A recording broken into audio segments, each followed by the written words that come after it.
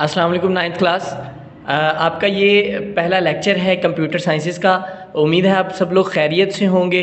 और ये जो हमारे पहले लेक्चर है इसमें हम सिर्फ इंट्रोडक्शन पढ़ेंगे कंप्यूटर साइंसेस का कि ये होती क्या है, इसकी डेफिनेशन क्या है, इसमें ऐसी कौन कौन सी चीज़ें हैं जो हमारे लिए ज़रूरी हैं बुक को पढ़ने से पहले। तो सबसे पहले तो हमें डेफिनेशन आनी चाहिए कि व्हाट इज़ कंप्यूटर, कंप्यूटर क्या है।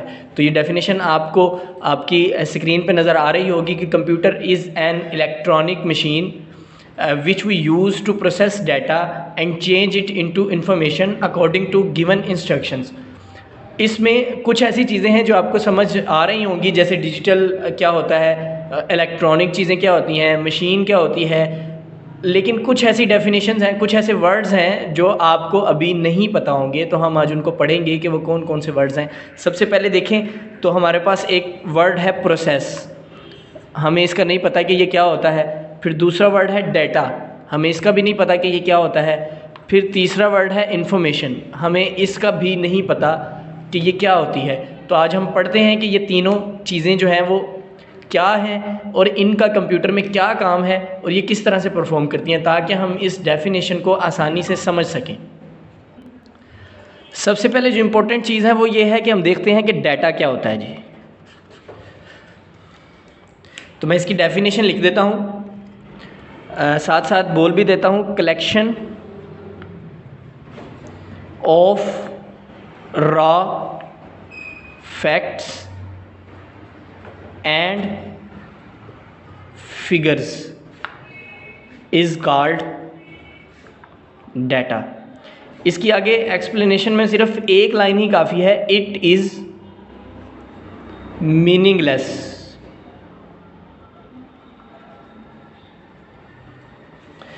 ये इसकी डेफिनेशन है कि रॉ फैक्ट्स एंड फिगर्स की कलेक्शन, मतलब एक से ज़्यादा कोई रॉ चीज़ें हों, एक से ज़्यादा फैक्ट्स हों या एक से ज़्यादा फिगर्स हों जिनके बारे में हमें बिल्कुल भी कोई मालूमात ना हो कि ये क्या है, जो बिल्कुल मीनिंगलेस हों, जिनका कोई मतलब ना हो, उसको हम कहते हैं डाटा। मिसाल के तौर पर अगर मैं यहाँ पे लिख दूँ 2, 5, 9, 6, ये रैंडम नंबर्स हैं, फिगर्स हैं जिनके बारे में किसी को कुछ भी नहीं पता कि इसके ऊपर कोई टास्क परफॉर्म करना है या इसके बारे में ये क्या है, ये किसी मोबाइल का पासवर्ड है, ये किसी फेसबुक का पासवर्ड है, या ये क्या चीज़ है, इसके बारे में किसी को कुछ भी नहीं पता।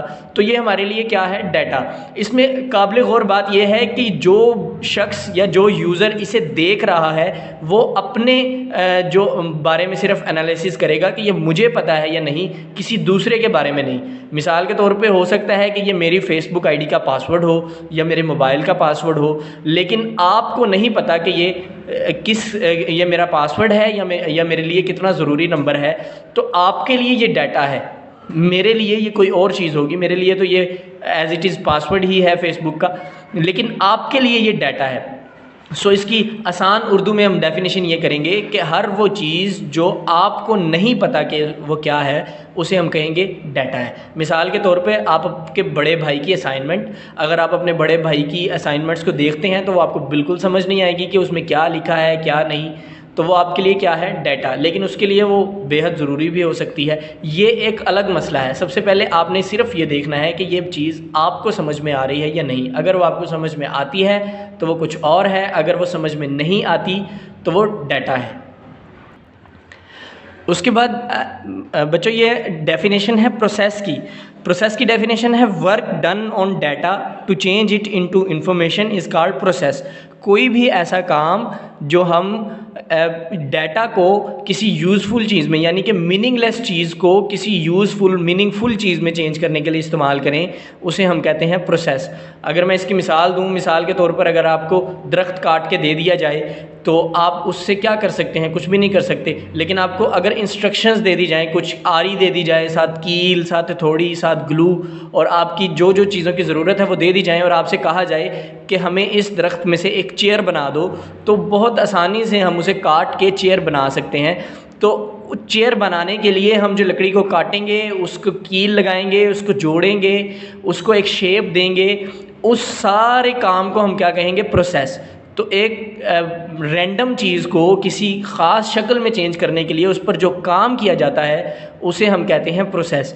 तो हम कंप्यूटर में उसकी डेफिनेशन ये करेंगे कि डाटा पर किया जाने वाला ऐसा काम जो उसे यूज़फुल कर दे, यानी इन्फॉर्मेशन में तब्दील कर दे। तो यहाँ से इन्फॉर्मेशन की डेफिनेशन भी वाज़ेह हो जाती है, वो मैं लिखता हूँ फिर मैं आपको बताता हूँ। जी, यहाँ पे हमारे पास इन्फॉर्मेशन की डेफिनेशन मौजूद है। Processed form of data is called information. यहाँ पे कोई भी ऐसा डाटा जिसके ऊपर हमने काम कर दिया हो किसी भी किस्म का, उसको हम कहेंगे इन्फॉर्मेशन है ये।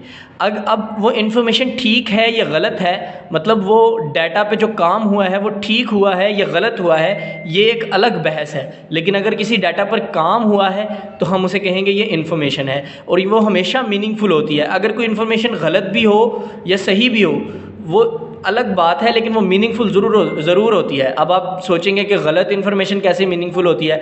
आपके पास, आपको अगर मैं कहूँ कि ये मेरी, जो मैंने डाटा की एग्जांपल लिखी थी, ये मेरी फेसबुक का पासवर्ड है, आप उसे लगाएं तो आप देखें कि ये पासवर्ड नहीं है, तो आपको ये पता चल जाएगा। आप इससे ये डिसीजन ले सकते हैं कि ये पासवर्ड नहीं है, तो ये भी एक इन्फॉर्मेशन है कि आप किसी न किसी नतीजे पर पहुंच रहे हैं कि ये इस हवाले से कि इस पर काम हुआ लेकिन वो ठीक नहीं हुआ। आपने वो सारा प्रोसेस किया लेकिन वो ठीक नहीं हुआ। जैसे वही लकड़ी वाली मिसाल थी, आपको लकड़ी मिली, आपने काटी, लेकिन वो ठीक चेयर नहीं बनी, उसका लेवल ठीक नहीं हुआ, उसकी एक टांग छोटी एक टांग बड़ी हो गई, या उसकी जो सिटिंग प्लेस थी वो ठीक नहीं बनी, या उसमें कील ठीक से नहीं लगे, तो ये अलग बात है। लेकिन उसके ऊपर जो काम हुआ है उसके नतीजे में जो कुछ भी हमें मिलेगा वो ठीक है या गलत, वो इन्फॉर्मेशन है।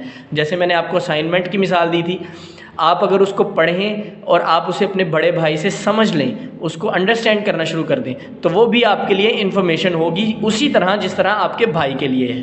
तो ये हमारे पास 3 डेफिनेशन थी, डाटा, प्रोसेस और इन्फॉर्मेशन की। मैं एक एग्जांपल लिखता हूँ और कोशिश करूँगा कि आपको और डिटेल से जो है वो डाटा, प्रोसेस और इन्फॉर्मेशन की जो समझ आ जाए, ताकि आपको कंप्यूटर की डेफिनेशन समझने में आसानी हो।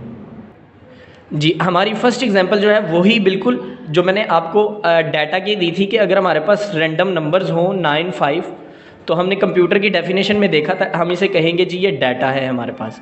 हमने कंप्यूटर की डेफिनेशन में आखिरी लाइन देखी थी, इट्स जो इंस्ट्रक्शंस पे काम करता है, जो भी कंप्यूटर को इंस्ट्रक्शंस मिलती हैं। तो अगर हम इसको खाली रैंडमली देखें तो ये डाटा है, रॉ मटेरियल है, इसके बारे में हमें कुछ भी नहीं पता।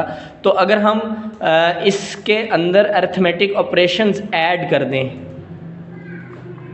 प्लस माइनस, जो आगे मल्टीप्लिकेशन, डिवीजन, इस तरह के कोई भी, तो मैं ऐड करता हूँ, तो अगर ये ऐड कर दें हम, तो ये हमारे पास क्या हुआ, हमने इसके ऊपर काम कर दिया, प्रोसेस कर दिया, तो एडिंग इज़ प्रोसेस, और इसके नतीजे में हमें जो चीज़ हासिल हुई है वो इन्फॉर्मेशन कहलाएगी। ये सारी की सारी क्या कहलाएगी, इन्फॉर्मेशन।